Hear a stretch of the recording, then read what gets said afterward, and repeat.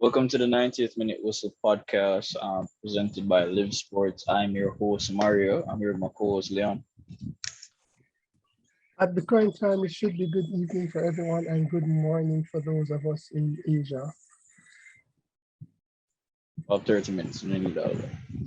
Yeah, but still have to send your greetings now. All right, so today's podcast is going to be a short one. And we're talking about rivalries. And to be more specifically, not just sports rivalries overall, but football rivalries. Now, for most of us who, listen now, for most of us who follow sports, right?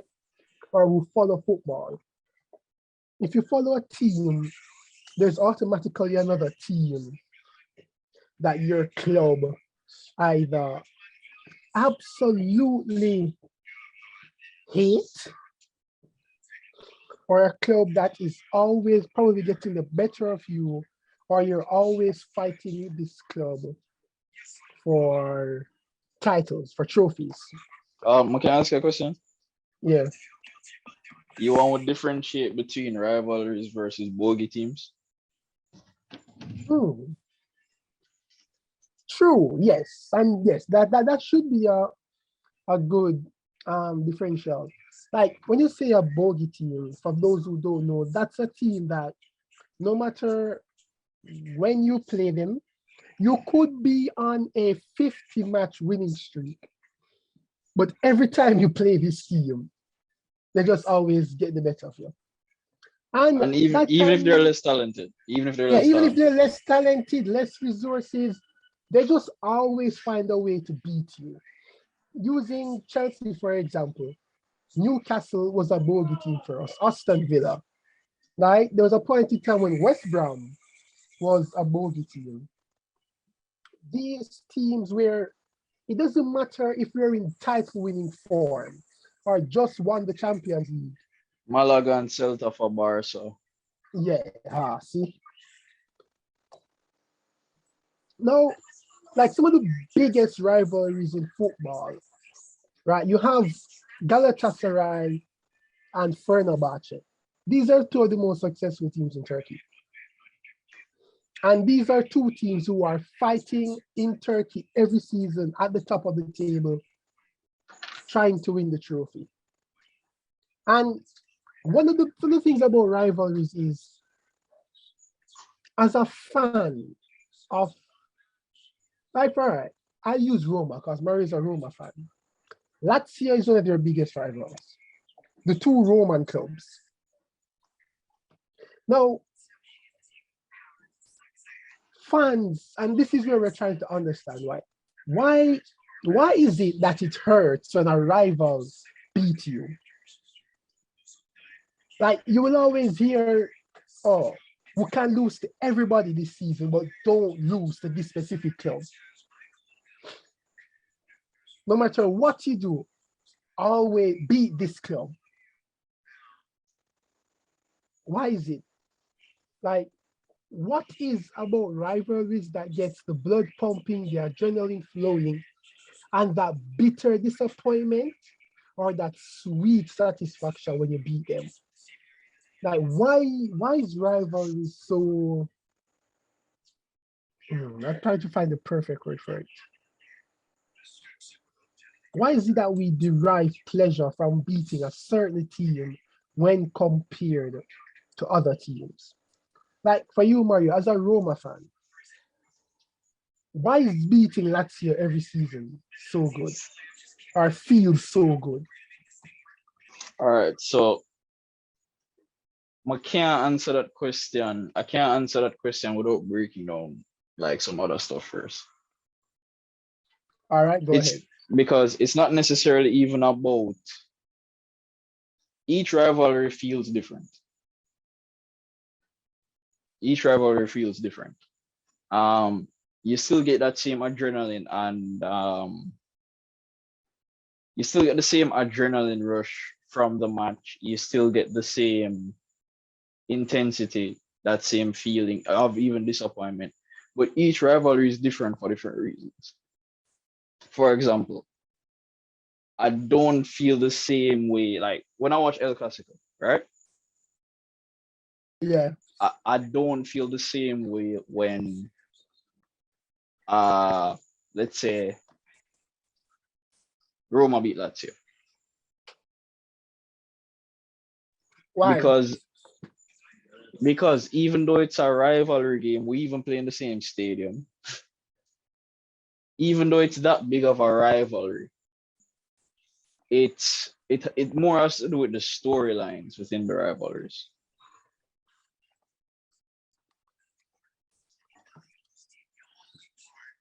All That's right. all. That's one of the things. So to be more specific, not every season's rivalries feel the same. That's what I should have said. Not every season's rivalries feel the same. And then there's two different rivalries. There's title rivals versus, of course, you're talking about city rivals. So, for example, I don't remember if Roma and Lazio drew or lost or won this year, but I was more excited by that match than El Clasico. Because it It was, means more. Because this is the club that's in your city, a stone's throw away. So yeah, it but feels for more important. There's more intrinsic value in you beating Lazio than you say Barcelona beating Madrid in El Clasico. I wouldn't say it's down to that. What I'm saying is that, for example, if Chelsea beats Arsenal today, right? Yeah.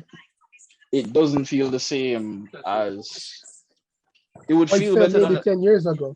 it would feel better than El Clasico, but it still wouldn't feel as good as Roma Lazio based on where the clubs are.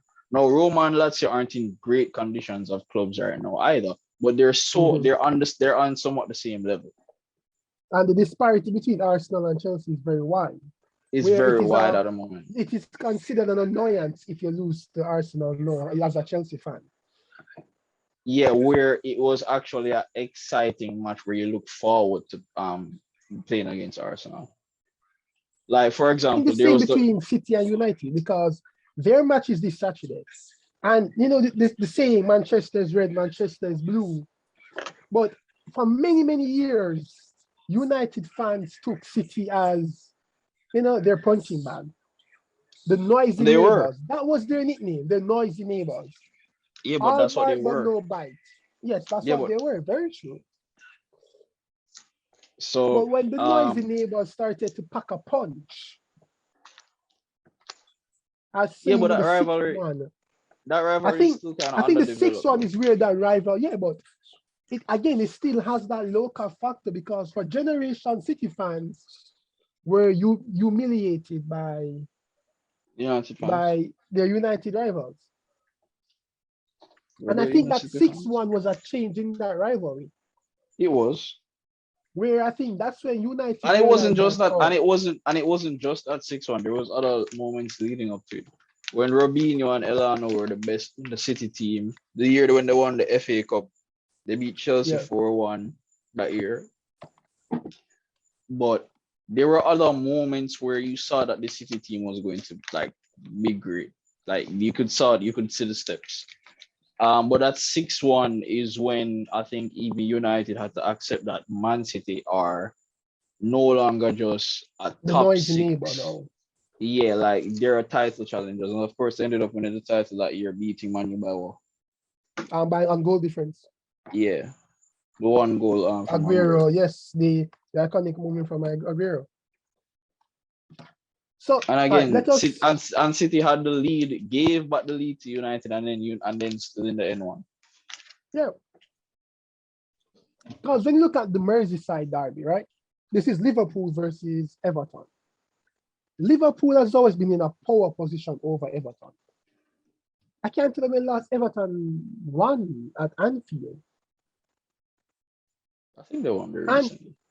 and even though Liverpool has always been a bigger club than Everton, to Everton fans and to Liverpool fans, when you see the reactions from Liverpool fans, then you ask yourself, but You're a big club. This is a mid-table club. What's the big deal? And they would tell you that no, you can't. No, this is serious. No, but We need to beat yeah, them. Like yeah, you but here's have the to thing. beat But here's the them. thing. Everton has never been like a terrible mid-table club, so it's No, they've always always been like a an upper mid-table. yeah, like close Europa League level. Even if they don't make the Europa League, that's exactly the usual On of the a Europa League fringes level about, squad. between 10th, 7th, give or take. Yeah, so around that area. So it's not like it's not a difficult team. It's not a it would still be a difficult team to play if it wasn't the Merseyside derby. But Mhm. of course, the intensity is raised for the Merseyside derby, Yes, the fans where are louder. The players. This is where they say that academy players feel these rivalries more. And that's something I'll ask you.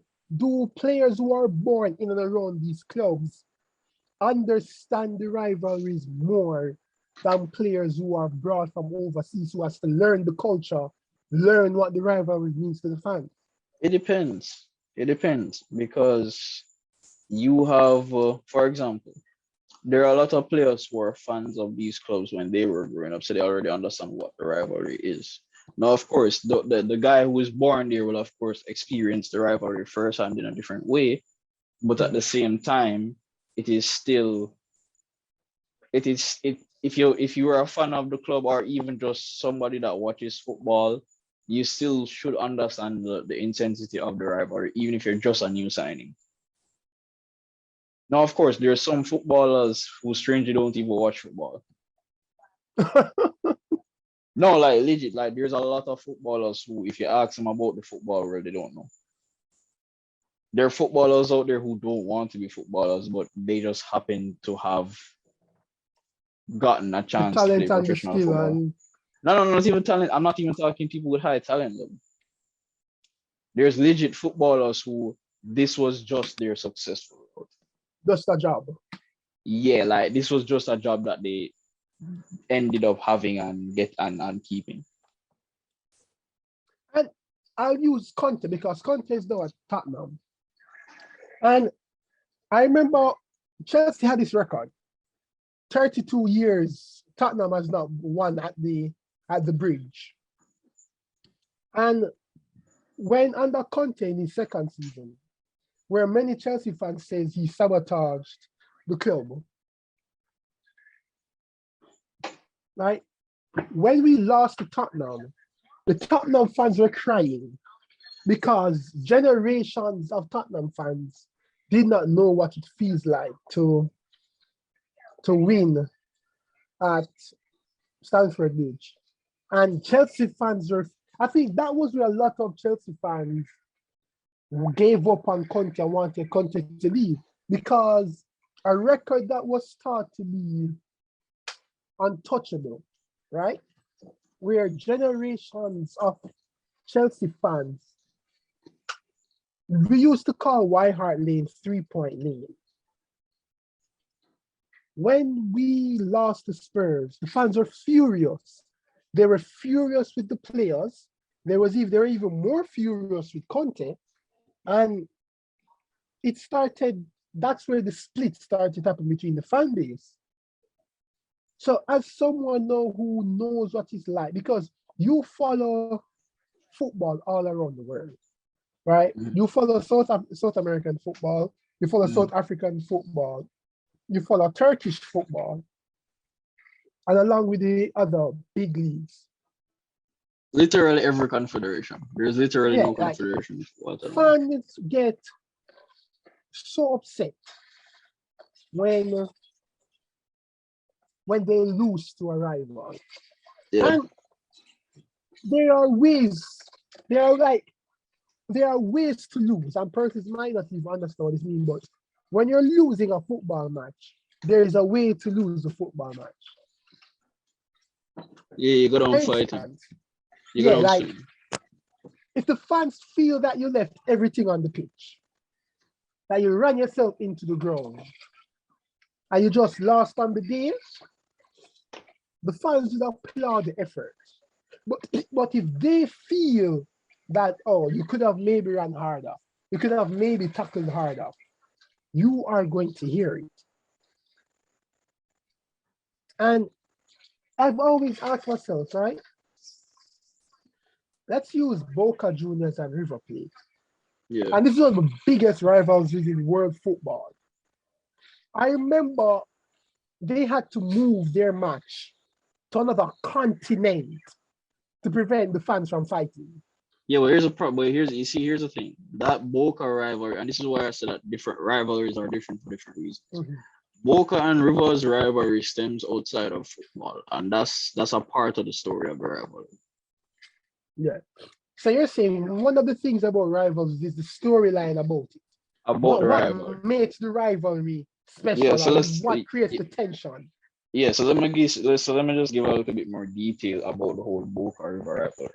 Mm-hmm. To simplify it, Boca are the uptown kids. To simplify it, Boca are the uptown kids, the rich people who can give their kids opportunities to play football, can give their kids the best schooling. Other way around. It's the other way around. No. Trust me, it's Boca. No, Boca is in the south and River Plate is up north. Yeah, but it's River that is the that has become River's nickname is Los Millonarios. Yes, that's what I said. River Plate is literally the uptown club. Yes, that's what I said. That's literally. No, you said Boca. No. I'm 100% sure it's River Plate. That's it. Well, River is the uptown club, yeah, and Boca is the club. Boca is the street football, the working class, the street footballers. So your Maradonas, your Riquelmes, and the River Plate players and the River Plate club represented the rich and powerful in Argentina. Mm-hmm. So you're saying, so these two clubs took on a social construct, the poor versus the rich. Yeah. And the clashes. So explain the clashes now. That happens between both clubs and the fans. All right. So with the fans, and of course, one of the toughest places to play in Argentina is La Bombonera, Boca Stadium. Like people will literally, and as much as River Plate is seen as the perfect child, in a sense, their fans get ugly as well. Yes, both fans fight because exactly the newspaper that said that Boca Juniors versus River Plate is one of the sporting events that you must attend. The intensity, the curiosity. Couple players got hurt. When I think the bus window broke. See, fans storming the bus. And then of course let's use the El Clasico rivalry. Catalonia is an area that is seen as we are enslaved by Madrid. So Catalonia sees itself as its own country that was conquered by Spain.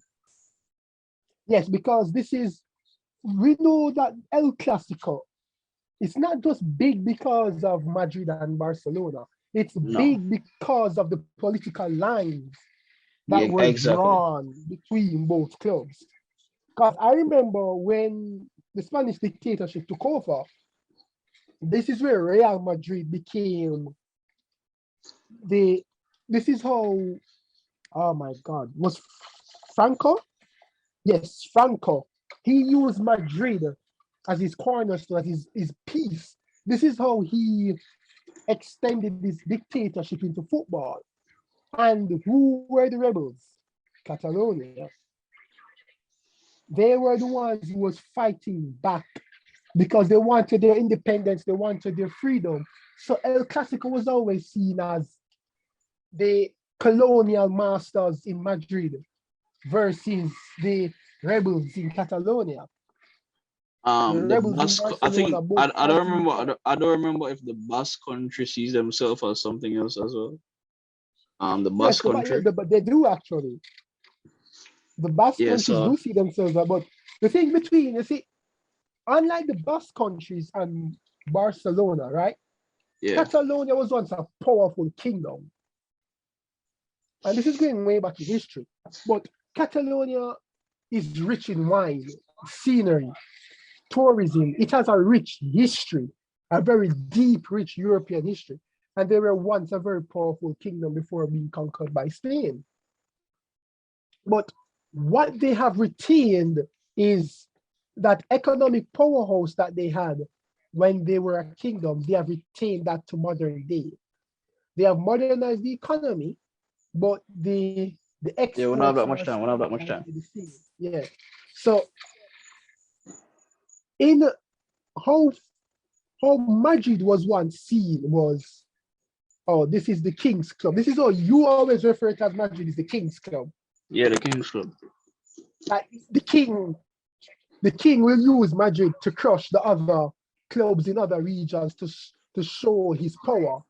But the one club that they could not do that to was Barcelona. And it didn't matter what era it was, whether it was the 60s, the 70s. Well, it really changed in the 70s when Cruyff came, didn't it? When Cruyff really like started to like, when did the rivalry change between both clubs? I honestly don't want to get too deep into that right now because we don't have that much time. But to put it on the field as well, or to put it back onto the field, when let's use these recent rivalry matches, for example. Yeah.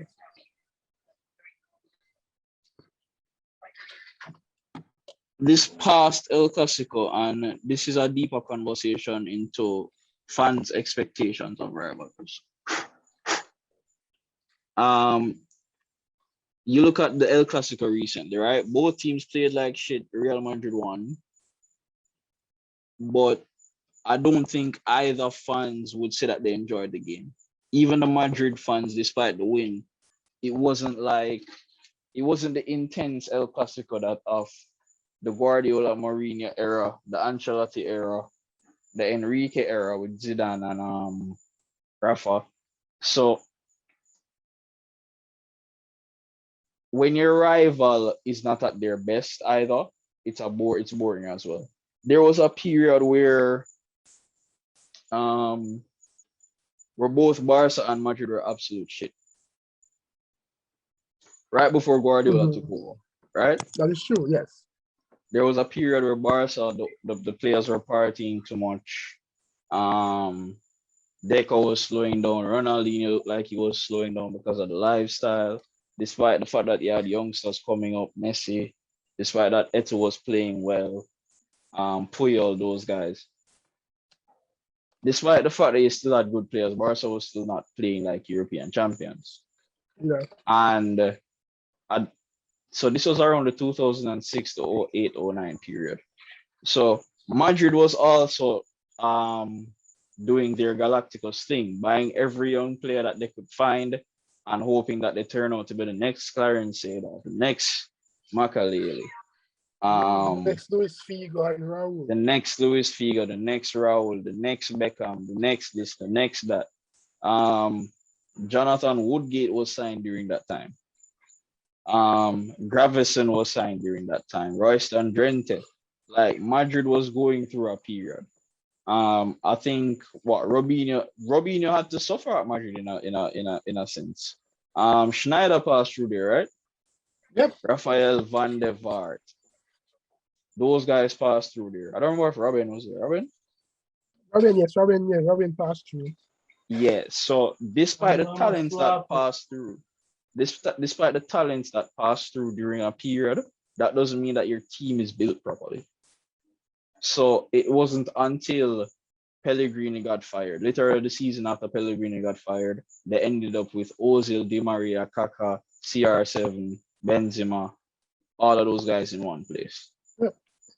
Xabi Alonso is back. Khedira is signed, another German talent. Carvalho, Pepe, the two Portuguese guys. Ramos is already there. Marcelo is already there. So the teams became stronger. Both teams became strong. Yeah, but the reason why I brought up that point was to really explain that I think when the rival is weak, there's a sense of pity. I wouldn't say no. That's not the point I was trying to make. The point I was trying to make is that fans will never. I don't think that fans in any sport will ever adjust their expectations based on the current squad, and that's sometimes unfair to the players and coaches because it's a rivalry match. So even if your team isn't a bunch of world class players right now, they're supposed to instantly transform into world class players when this match is being played, which goes back to what you were saying about rivalries and their intensity. But I use El Clasico like both, even the Madrid fans didn't love that win. It's a win over Barca, so they'll take it, and it's in the new camp, so they'll take it. But there's Is nobody this something that walking you're from that going match. to talk about? This is something you're Hell going no. to sit, go home and reminisce and Hell no. drink at the bar and talk about. No, I think it's Hell one of those no. things where, oh yeah, Hell we no. beat Barca, we beat Barca in the camp now, we get 3 points. I remember we yard and go. Yeah. Probably we'll Yeah. cook some Sunday dinner and find something else to So do. yeah. So But there's nothing like iconic about it. exactly. And one of the But I things, want to touch especially on this that. week, Yeah, yeah, go go ahead. ahead. Like There's the something Milan that you said. Derby, You said The Milan Derby, like the the Milan Milan Derby. Derby. That's So another one. the Milan Derby has been boring for 10 years. It has been very boring. It hasn't been. It's lost its spark. But again, as you said, and this comes to the same point where you said that when your rival is weak, right? There's no real sense of excitement. I remember Exactly. speaking to an elder Chelsea fan, and this is someone who's been watching Chelsea from the 50s, right? And I asked him, why is it that you want Leeds to come up so badly? He's like, what's the point of having a rival if you can never play them?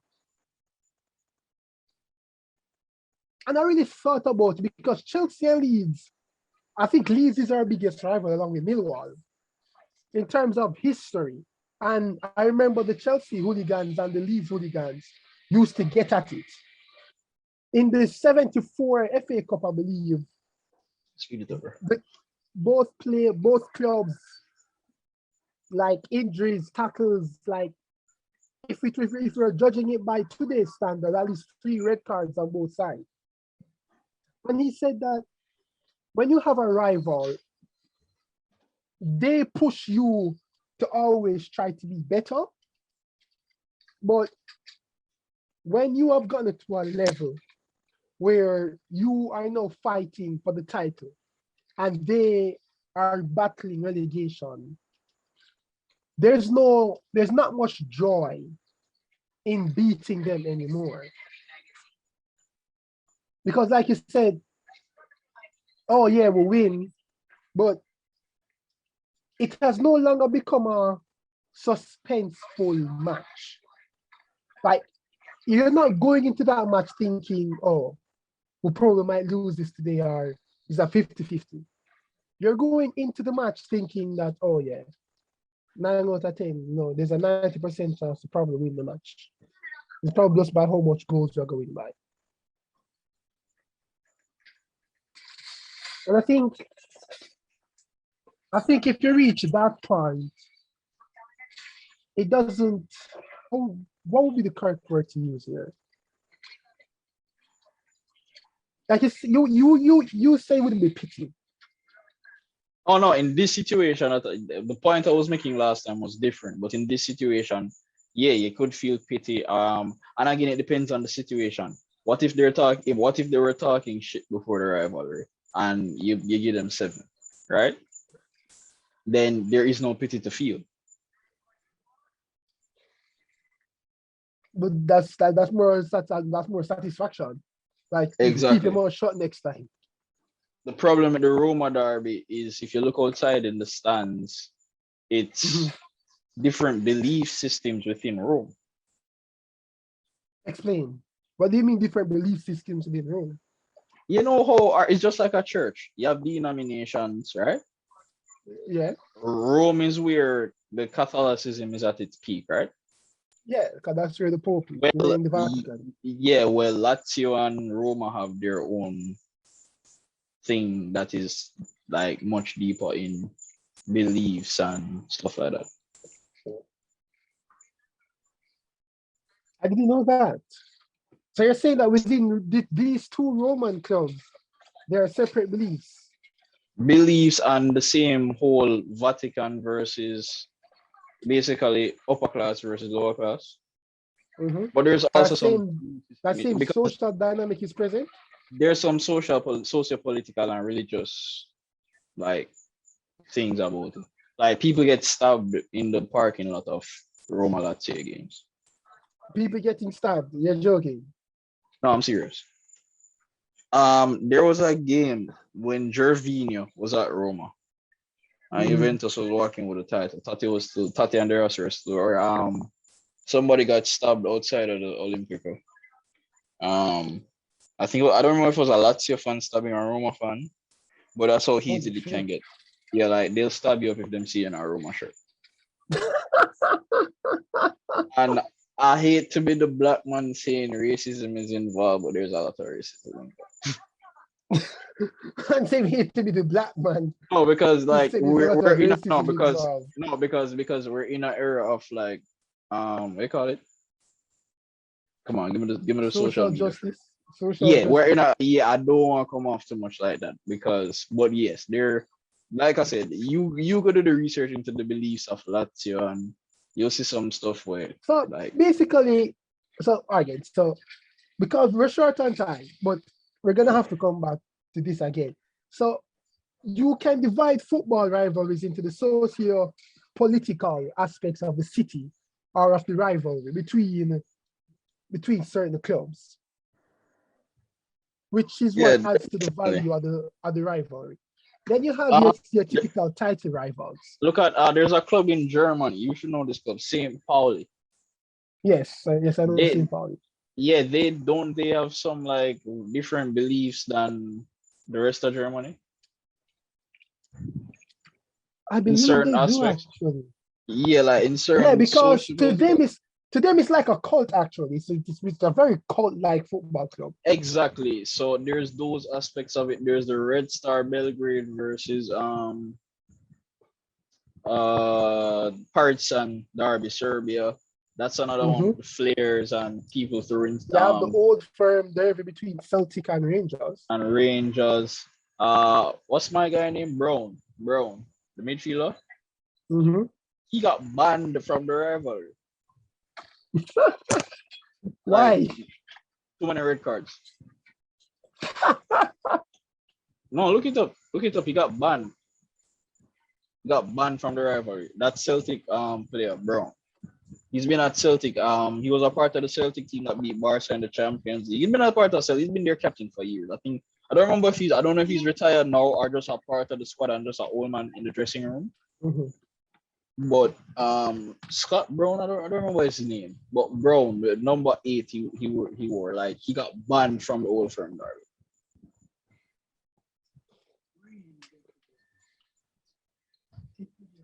That's interesting. Yeah, so like I said, there's storylines, there's stuff like that. So it all depends on what is going on in the moment. Liverpool, to me, should not take solace in that Man United victory. One, because I didn't give them 8, and 2, next thing is you didn't beat. You remember when Liverpool lost 4-1 to Liverpool beat Man U 4-1? Yeah, I remember that one. The Torres Fabio Aurelio game. Yeah. Yeah. That one was satisfying for Liverpool fans because you beat a full-fledged Sir Alex Ferguson team. And that's the next thing. Again, I'm not saying that the team shouldn't step up, but should fans somewhat limit their expectations to say, no, your club isn't going through the best stages right now. No, they should still step up for a derby, but still, do you as fans level your expectations based on what your team is looking like realistically now? Because Tottenham and Arsenal were on the same level, so that 3-0 is fair.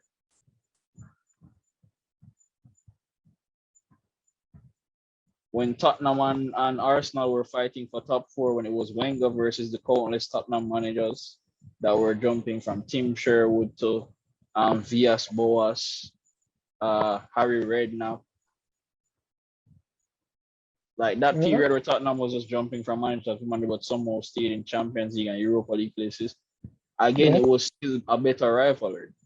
When we beat Arsenal in Wenger's of 1,000 match 5-0, 5-0, right? Or Six, 6? six, 6 6-0, right? But there was that year when they beat us 5-3 with Gervinho and Van Persie Mm-hmm. scoring. Yeah, Yeah. so The those Van those Persie were hat-trick. yeah, so those wins were that was a rivalry to look forward to because both teams were in and around the same level of quality. And then the style of play. Chelsea is a pragmatic team. Arsenal is attractive. So those are the details. All right. So we have to pick Barcelona, up on this. one more point. Barcelona and Yeah. Madrid. Madrid, the Galacticos. Barca. We raise our footballers from the academy. We Yes, Madrid turn goes players out, in. goes out there and buys the best football and bring them come. We are the Hollywood of Spain. Mm-hmm. We go out there and we get the best money can buy. Exactly. We're blockbuster. We take the engines out of Ferraris and paint it gold. Mm-hmm. All right, so you see, everything for today. Yeah, up we up to today. Thursday again, then Friday, Champions League roundup and the Live Sports podcast on Friday.